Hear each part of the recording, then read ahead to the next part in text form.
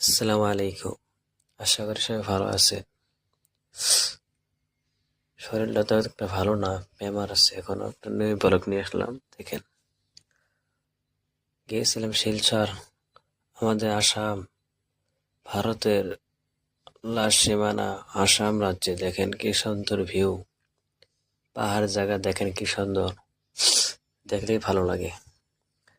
আশা করি সবাই যাবেন, বেড়াবের ঘুরবে যাবেন। আশা করি সবাই দেখতে যাবেন, ভালো লাগবে। ট্রেনতে সফর করলে কি মজা লাগে। সকালের ভিউ এটা দেখছেন, ওই পাহাড়গুলা দেখছেন, পাহাড়ের মাঝে মাঝে বগা বগা দেখছেন, সাদা সাদা মেঘ হলো মেঘ। ঠান্ডার সিজনে গেলে আরো ভালো লাগে। ঠান্ডার সিজনে দেখা যায় না, গরম